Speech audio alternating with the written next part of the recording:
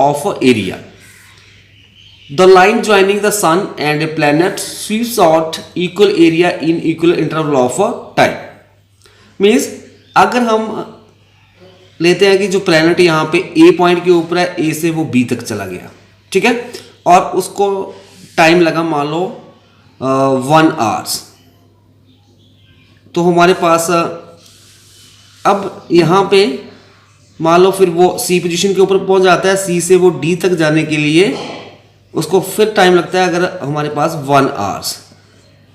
अगर हमारे पास equal time interval होगा तो हमारे पास जो ये एरिया होगा, जब प्लैनेट ए से बी तक गया तो हमारे पास ये एरिया आ जाएगा, मान लो दिस इज A1 आ गया।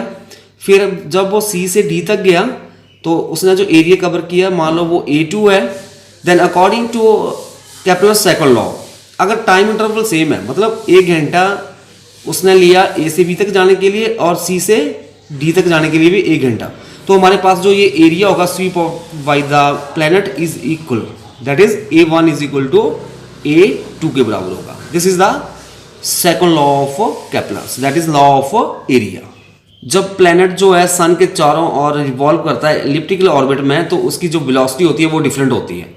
जब वो फारस्टेस्ट पॉइंट के ऊपर होता है, मतलब दूर लास्ट डिस्टेंस के ऊपर होता है, मतलब इस साइड है, सन यहाँ पे है, इस साइड होगा तो यहाँ पे इसकी स्पीड जो है वो कम होगी। बट जब सन के नज़दीक होता है प्लैनेट तो उसकी जो वेलोसिटी होती है वो ज़्यादा होती है। और इन दिस केस जो एरियल वेलोसिटी होगी प्लैनेट की, that is dA/dt is equal to constant रहती है। प्रूफ निकालेंगे ऑफ लॉ ऑफ एरिया।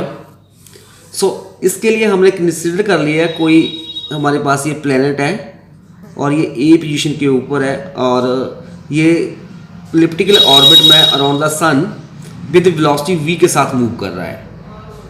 और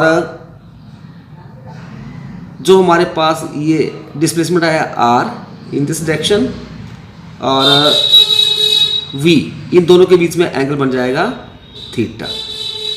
और मान लो वो प्लैनेट जो है वो ए से बी तक पहुंच जाता है, मतलब इतनी डिस्टेंस कवर कर लेता है, मान लो कितनी टाइम में कवर करता है वो, इसके लिए लेता है वो dt टाइम।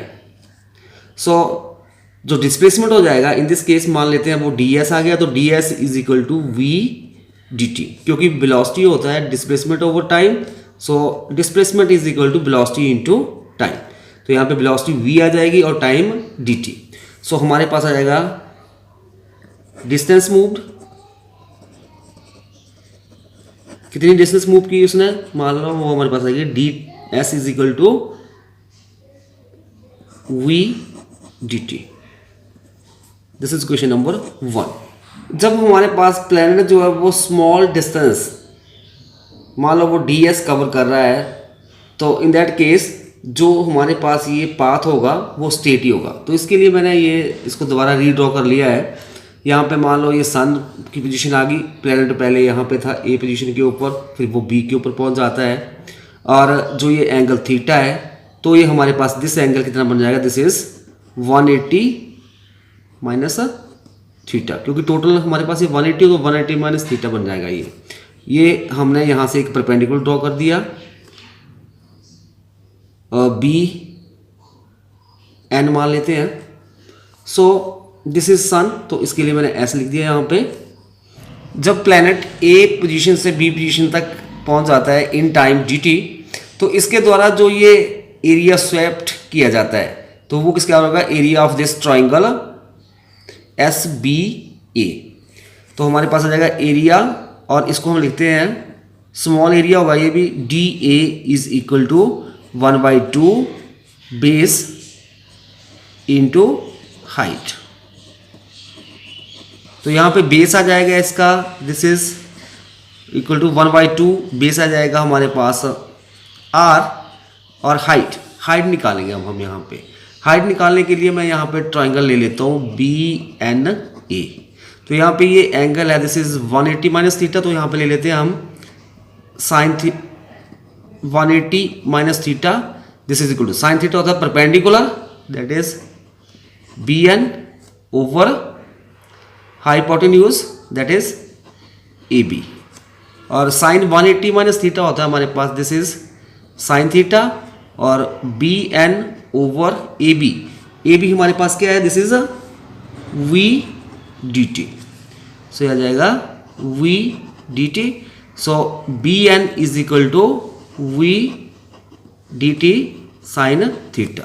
सो इस तरह से हमारे पास एरिया बन जाएगा 1/2 multiply r multiply v D T sine theta. This is equation number 2।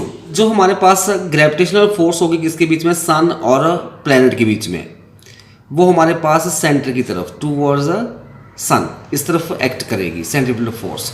और इसके कारण जो टॉर्क डेवलप होगी प्लैनेट के ऊपर, वो हमारे पास आएगी torque is equal to, this is equal to are cross F, और this is equal to R F sine theta, और थीटा यहाँ पे 0 होगा तो this is equal to 0। So जो टॉर्क एक्ट कर रही है 0। अगर आपके पास if torque external equal to 0, तो हमारे पास जो एंगुलर मोमेंटम होता है वो कांस्टेंट होता है। कैसे? क्योंकि हमारे पास D L by D T relation होता है, the time rate of change of angular momentum is equal to torque के बराबर।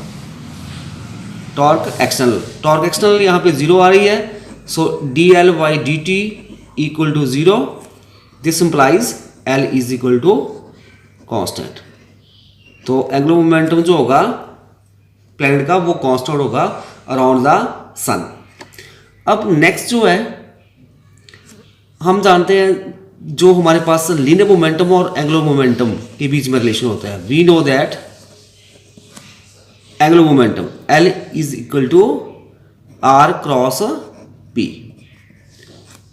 जो एंगुलर मोमेंटम होता है this is equal to distance multiply linear momentum, और जो लीनियर मोमेंटम होता है it is equal to mass multiply velocity, p is equal to m v. तो हमारे पास बन जाएगा r vector multiply m V vector, और this is equal to M R vector cross B vector, और this is equal to M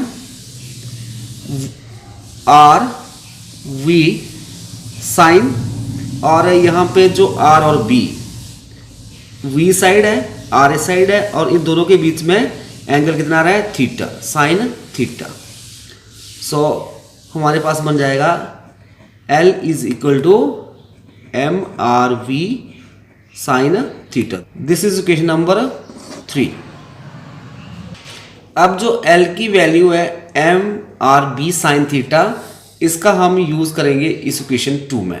तो इसके लिए क्या करेंगे, हम यहाँ पे हमारे पास आर वी और साइन थीटा है, एम नहीं है साथ में, तो क्या करेंगे, इस इक्वेशन 2 को हम मल्टीप्लाई और डिवाइड कर देंगे एम के साथ।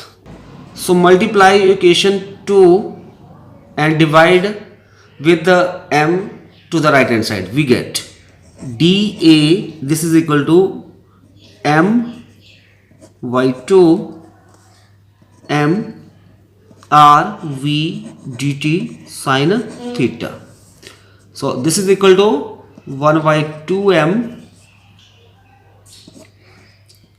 M V R sine theta D T. Now जो हमारे पास M B R sine theta ये हमारे पास है एल के बराबर, तो यहाँ पे हम वैल्यू भर देंगे 1/2 m l d T. So this becomes, अब डी टी जो है इस साइड ले आएंगे हम तो डिवाइड बाई हो जाएगा, d A by D t, this is equal to l over 2 M.